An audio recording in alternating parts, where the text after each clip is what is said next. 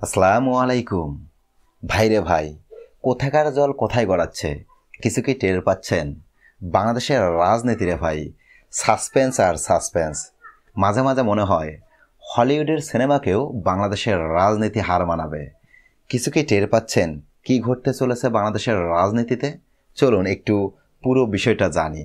তবে এখানে যে বিনোদন পাবেন বাংলাদেশের রাজনীতিতে, সেটা আর বিশ্বের কোনো দেশে এত বিনোদন পাবেন না। প্রথমত আসি ডক্টর জাহিদুর রহমানকে নিয়ে, বাবরিওয়ালাকে নিয়ে বলছি। হ্যাঁ, তিনি কিন্তু বাবরি চুল রাখেন। বাবরি চুল রাখা অবশ্য দোষের কিছু না, কিন্তু তাকে নিয়ে ইলিয়াস সাহেবের একটি ভিডিও দেখার পর থেকে তাকে নিয়ে তো পুরোই ঘৃণা ধরে গিয়েছে। তিনি ডাক্তার হলেও তিনি ডাক্তারি পেশার সাথে যুক্ত নন। তিনি করছেনটা কি? তিনি করছেন বিভিন্ন টক শোতে যাচ্ছেন, অনেকটা সাংবাদিকতা পেশার আদলে তার লাইফ স্টাইলটা গড়ে তুলেছেন এবং এখানে তিনি তৈরি করেছেন একটা হানি ট্র্যাপ। নাম কি? ফারজানা রহমান। সেই মেয়েকে দিয়ে বিভিন্ন রাজনৈতিক নেতাকর্মীদেরকে বসে এনে তাদের থেকে অর্থ লুট করতেছে। আবার এর মধ্যে আরও একজন যুক্ত হয়েছে, তার নাম কি? সাংবাদিক মাসুদ কামাল। এ লোকটাকে টকশোতে দেখলেই মনে হয় ভাজা মাছটা উল্টে খেতে জানে না। অথচ এনার মতো একজন ব্যক্তির ভিতরেও যে এরকম একটা ঘটনা, আসলে মানে নেওয়ার মতো না। কাকে বিশ্বাস করবেন আপনি? রাজনীতিতে যে কাউকে বিশ্বাস করা যায় না, এনাদেরকে না দেখলে আসলেও বোঝা যাইতো না। তো ঘটনা কি হয়েছে সে সম্পর্কে আপনারা সবাই নিশ্চয়ই অবগত রয়েছেন। আজকের ভিডিওটা মূলত তাদেরকে কেন্দ্র করে নয়। আজকের ভিডিওতে কয়েকটা গুরুত্বপূর্ণ ইস্যু নিয়ে কথা বলবো, বিশেষ করে ডাকসুর যে কার্যক্রম, সেই কার্যক্রম নিয়ে কথা বলবো। এখানে উমামা ফাতেমা রয়েছে, অনেক সুন্দরী একজন নারী। তবে তাকে নিয়ে কথা বলার আগে আমরা একটু চলুন সাংবাদিক খালেদ মহিউদ্দিনকে নিয়ে কথা বলি। চেনেন তো সবাই তাকে, ব্যক্তি কিন্তু জনপ্রিয় অনেক। ঠিকানা নামে একটি চ্যানেলও খুলেছেন তিনি এবং সেখানেই তিনি কাজ করতেছেন। ইনি কিছুদিন আগে একটা বোমা ফাটিয়েছিলেন। আপনারা জানেন যে প্রধানমন্ত্রীর সাক্ষাৎকার নেওয়ার জন্য তাকে যদি জেলেও যাইতে হয় তারপরেও যাবেন। আপনারা কি ভাবছেন যে ইনি সাক্ষাৎকার নেবেন পরবর্তীতে আগেই এই ঘোষণাটা দিয়েছেন? না, ইনি কিন্তু অলরেডি সাক্ষাৎকার নিয়ে রেখেছেন বলে আমার মনে হয়। কিন্তু এই বোমাটা ফাটিয়ে দেখলেন আসলে এই সাক্ষাৎকারটা প্রকাশ করা যাবে কি না যাবে। আমার কাছে মনে হয় এখন যদি আমাকে সাবেক প্রধানমন্ত্রী শেখ হাসিনা ইন্টারভিউ দিতে চান, এইটা যদি আইনে কভার নাও করে তাইলেও আমি তার ইন্টারভিউ নেব।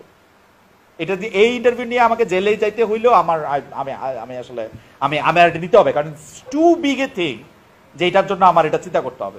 যখন দেখলেন সাধারণ মানুষ এই বিষয়ে বেশি পরিমাণে তিরস্কার করতেছে, তাকে নিয়ে বেশি পরিমাণে তার প্রতি অভিযোগ আনতেছে, তখন তিনি এখান থেকে সরে এসেছেন। কারণ আপনারা একটু খেয়াল করে দেখবেন, তিনি কিন্তু বিগত সময়ে আওয়ামী লীগ পলানোর পরেই সাদ্দাম হোসেন অর্থাৎ ছাত্রলীগের যিনি সভাপতি ছিলেন তাকে নিয়েও একটি টক শোর আয়োজন করার কথা বলেছিলেন। মানে অনেকটা ইনি কিন্তু আওয়ামী লীগের কার্যক্রমের সাথে যুক্ত। আমরা সবাই না জানলেও এই বিষয়টা কিন্তু আপনারা অনেকেই জানেন যে ইনি যে সালমান এফ রহমান, প্রধানমন্ত্রীর যে দরবেশ বাবা, তার একটা টেলিভিশন চ্যানেল বাংলা ভিশন, সেই টেলিভিশন চ্যানেলে ইনি কাজ করতেন এবং অন্য অন্য যে নেতাকর্মী আছে, অর্থাৎ বিশেষ করে আওয়ামী লীগের যে নেতাকর্মী আছে, সেই নেতাকর্মীদেরকে ডেকে নিয়ে এসে পচাইতেন। ইনি আগেই অবশ্য বলে রাখতেন যে আপনাদেরকে একটু পচাবো, কিছু মনে করবেন না, ক্রেডিটটা তো নিতে হবে, তাই না? ইনি যে সে সময় ফ্যাসিস্ট এমপি মন্ত্রীদেরকে ডেকে নিয়ে এসে পচাতেন, তো এনার অবশ্যই তো ব্যাকআপ আছে। ব্যাকআপটাকে অবশ্যই ব্যাকআপটা সালমান এফ রহমান ছিলেন। এখনও ব্যাকআপ আছে কিনা সেটাও একটা যুক্তিসঙ্গত ব্যাপার, কারণ ইনি যেভাবে যে স্টাইলে কথা বলে, বিশেষ করে ছাত্রদেরকে নিয়ে যেভাবে তিরস্কার করে, যারা জুলাই গণ অভ্যুত্থানে সামনে থেকে নেতৃত্ব দিয়েছে তাদেরকে নিয়ে যে ভঙ্গিমায় কথা বলেছেন, আপনারা হয়তো তার কথাগুলো শুনেছেন। তিনি টেবিল চাপড়িয়ে কথা বলেছেন এবং বিশেষ করে ওই একটা কথা তিনি এমনভাবে বলেছেন যেটা আসলে মানুষের কাছে মেনে নেওয়ার মতো না, যে জুলাইয়ের রক্তের ওপর কি যেন এটা বলেছেন। আপনারা একটু কারেকশন করে দেবেন, আসলে আমার ওইভাবে মনে নেই। তবে আমি তার ওই সাক্ষাৎকারটা বা তার ওই ভিডিওটা দেখেছিলাম এবং তার পাশে আরও সাংবাদিকরা রয়েছিল, তারাও কিন্তু অট্ট হাসিতে মেতে উঠেছিল। তো ইনি যে আওয়ামী লীগকে বাংলাদেশে নর্মালাইজ করার একটা চেষ্টা চালাচ্ছে সেটা কিন্তু বোঝাই যাচ্ছে। কারণ বিগত সময়ে যখন বিএনপি চেয়ারপারসন বেগম খালেদা জিয়াকে তার বাসা থেকে বাহির করে দেওয়া হলো, এছাড়াও তাকে ঘরবন্দি করে রাখা হলো, তাছাড়া তাকে তার যে অসুস্থতা আছে এই অসুস্থতার সময়ও তাকে চিকিৎসা নেওয়া হলো না।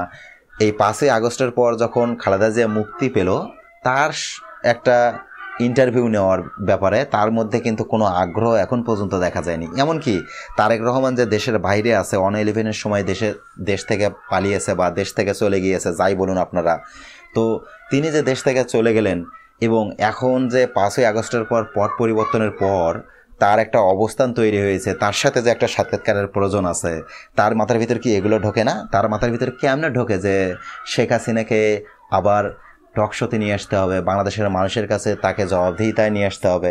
তার কথা বাংলাদেশের মানুষ শুনতে চায় না, এটা সহজ কথা ভাইরে। এটা নিয়ে অত বাড়াবাড়ি করার কি প্রয়োজন আছে?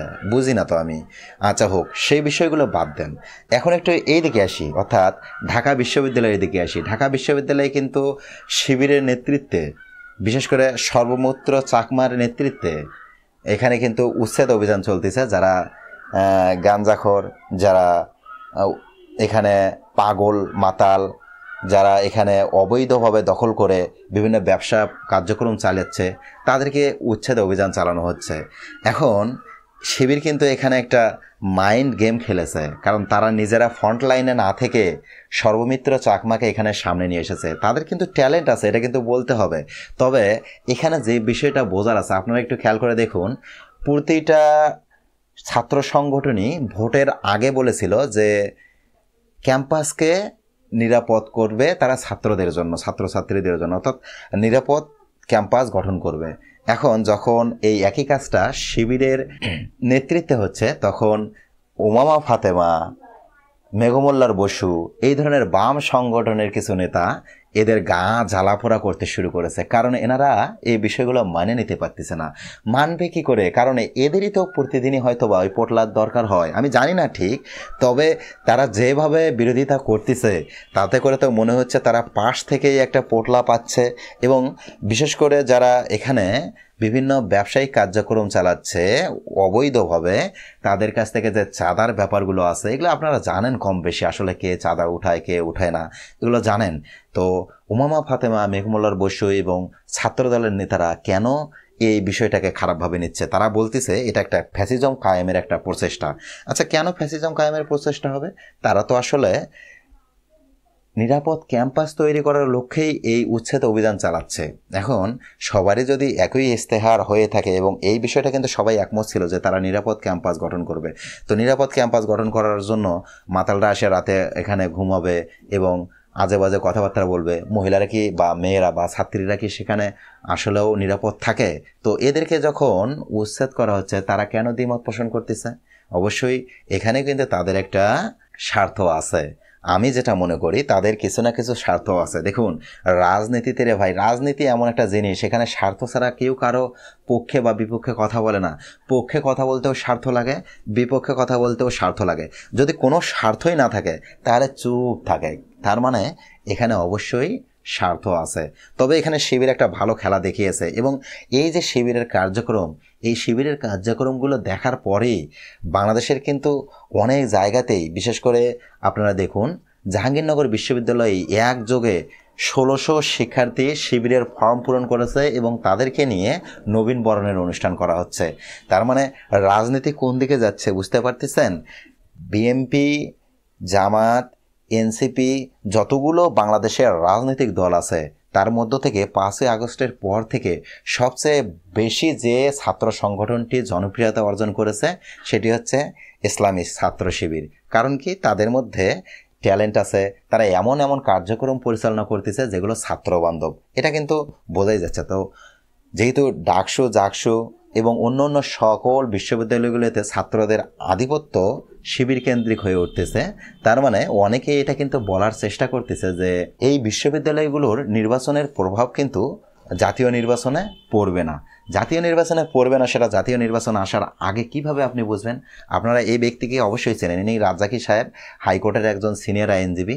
ইনি দুদু সাহেবের সাথে একটি টক শোতে উপস্থিত হয়ে খুব সাবলীল ভাষায় এমন কতগুলো কথা বললেন যে কথাগুলো আসলেও সাধারণ মানুষের পক্ষে মেনে নেওয়া সম্ভব না। তিনি এমতো অবস্থায়, এমতো পরিবেশেও তিনি বলতেছেন যে জামাতে ইসলামের এখন পর্যন্ত 5 থেকে 6টি হয়তো বা সিট পাবে, আর এটাকে বাড়িয়ে যদি বলি সর্বোচ্চ 10টি সিট তারা পেতে পারে। তার মানে বাকি যে সিটগুলো আছে সেই সিটগুলো বিএনপি পাবে, অন্য অন্য দলের কথা তো এখানে বাদই দিলাম। তাহলে চিন্তা করুন, জামাতি ইসলাম এখনও 5 থেকে 6টি বা 10টি সিট পাওয়ার যোগ্য বলে তার কাছে মনে হচ্ছে, অথচ তাকে কিন্তু পিয়ারের পক্ষে বেশ কিছু কথা বলতে দেখলাম। যদিও পিয়ার পদ্ধতিটা এটা একটা আলাদা ইস্যু, কারণ পিয়ার হলে যে যুক্তিগুলো তিনি দিয়েছিলেন সেই যুক্তিগুলোর কারণেই তিনি জনগণের কাছে জনপ্রিয়তা অর্জন করেছে। কিন্তু যে বিষয়টা নিয়ে তিনি কথা বললেন, একটা দল এই মুহূর্তে জনপ্রিয়তার শীর্ষে থাকা দলগুলোর মধ্যে অন্যতম একটা দল। আমরা যদি বর্তমান সময় দেখি, বর্তমানে যদি বলি 3টি প্রধান রাজনৈতিক দল যারা এই সময় জনপ্রিয়তার শীর্ষে রয়েছে, বা 2টি প্রধান রাজনৈতিক দল বললেও এখানে কিন্তু জামাতকে আপনি বাদ দিতে পারবেন না। শুধুমাত্র যদি একটি প্রধান রাজনৈতিক দল আসে তাহলে কিন্তু সেখানে শুধু বিএনপি আসবে। কিন্তু তার পরবর্তীতে এই জনপ্রিয়তার দিক থেকে সারা বাংলাদেশে জামাতের বর্তমানে অবস্থান আপনারা এটা হয়তো বা জানেন।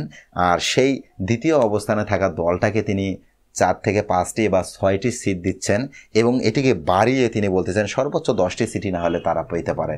তার বেশি তো পাওয়ার কোনো যৌক্তিকতা নেই, যেহেতু আগে যে সিটগুলো পাইতো সে সিটগুলো বিএনপির সাথে জোট থাকার কারণে সিটগুলো পাইতো। আর এখন যেহেতু বিএনপির সাথে জোট নেই, যার কারণে ওই জায়গাগুলোতে আর সিট পাবে না। আপনারা একটু খেয়াল করে দেখবেন, বিএনপির সাথে জামাতের জোটে কিন্তু জামাতের যতটা উপকার হয়েছে তার থেকে বেশি পরিমাণে বিএনপির উপকার হয়েছে।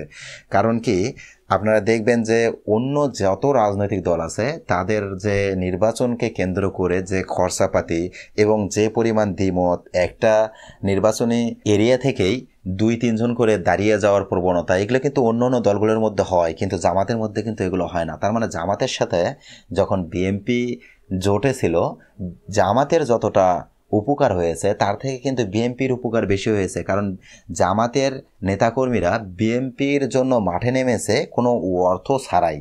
এটা কিন্তু অবশ্যই আপনারা আমার সাথে হয়তো বা একমত হবেন। জামাতের নেতাকর্মীরা কিন্তু অর্থের জন্য আসলে রাজনীতি করে না, তারা আসলে অর্থ দিয়ে রাজনীতি করে। আমরা জানি যে অন্য সকল রাজনৈতিক দলগুলোর বিভিন্ন চাঁদাবাজি, বিভিন্ন বালু দখল, এরকম কার্যক্রমের সাথে যুক্ত থাকে এবং ভোটের মাঠে তারা কী করে, তারা টাকা বিলিয়ে দেয়। এরকম ইতিহাস বাংলাদেশের রাজনীতিতে আছে। কিন্তু জামাতি ইসলামের নেতাকর্মীরা তারা নিজেরা নিজেদের পকেট থেকে টাকা জমা দিয়ে তারা অনুষ্ঠান পরিচালনা করে। তাদের ভিতর চাঁদাবাজির প্রবণতা ওইভাবে লক্ষ্য করা যায় না। এখন পর্যন্ত প্রমাণিত সেরকম কোনো চাঁদাবাজি তাদের মধ্য থেকে খুব একটা দেখা যায়নি। তো যেহেতু আমরা ডাকসু, জাকসু এবং বাংলাদেশের বিশ্ববিদ্যালয়গুলোতে আমরা দেখতেছি যে শিবিরের একটা জয় জয়কার, এই জয় জয়কারের ভয়েই বিএনপি আসলে নিতে পারতেছে না। কারণ এখানে কিন্তু তারা যতই বলুক যে এই নির্বাচনটা ডাকসু নির্বাচন, জাকসু নির্বাচন, এই নির্বাচনগুলো জাতীয় নির্বাচনে কোনো প্রভাব ফেলবে না, কিন্তু তাদের ভিতরটা তো জানে আসলে শিক্ষিত সমাজ যখন একটা দিকে হেলে পড়ে তখন অন্য যারা থাকে, পারিপার্শ্বিক যারা থাকে, তারা সবাই সেই দিকে কিন্তু একটা সাপোর্ট প্রদান করে। তার মানে জামাতের দিকে কিন্তু এবার একটা রই রই আওয়াজ উঠেছে। এই আওয়াজটা বাস্তবায়ন হবে কখন? ফেব্রুয়ারিতে। এখন জামাত কি এবারই ক্ষমতায় আসবে? আসতেও পারে, বলা তো যায় না। কারণ জামাতের যে জনপ্রিয়তা বর্তমান সময়ে দেখা যাচ্ছে, সেই জনপ্রিয়তা কিন্তু বাংলাদেশের ইতিহাসে কোনো সময়ই এত বেশি পরিমাণে জনপ্রিয়তা জামাতের মধ্যে ছিল না। অর্থাৎ সাধারণ মানুষ কখনোই জামাতকে ওইভাবে পছন্দও করতো না। দ্বিতীয় বিষয় হচ্ছে জামাতের সংস্পর্শে আসার সুযোগও পেত না। কিন্তু বর্তমান সময়ে ইউনূস সরকারের আমলে জামাতের সাথে সাধারণ মানুষের বসার সুযোগ হচ্ছে, সাধারণ মানুষের কথা বলার সুযোগ হচ্ছে এবং নির্বিঘ্নে তারা প্রচারণা চালাতে পারতেছে। আরও একটা ইস্যু এখানে আছে। গত 2 দিন আগে দেখলাম একটা ভিডিওতে নারীরা তাদের কোরআনের তেলাওয়াত বা এই ধরনের কার্যক্রম, ইসলামিক কার্যক্রম পরিচালনা করতেছে জামাতের পক্ষ থেকে। আবার বিএনপির একজন নেতা এসে সেখানে এমনভাবে গালিগালাজ করতেছে, এটা সাধারণ মানুষ আসলে নিতে পারবে না। কারণ আপনারা গালিগালাজ করে জনপ্রিয়তা অর্জন করবেন, এই যুগে কি আর এটা সম্ভব?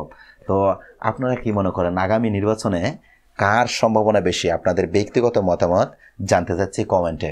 অবশ্যই আপনারা কমেন্টে আপনাদের মতামত জানাবেন। দেখা হবে আবার নতুন কোনো ভিডিওতে। সে পর্যন্ত ভালো থাকুন, সুস্থ থাকুন। আসসালামু আলাইকুম।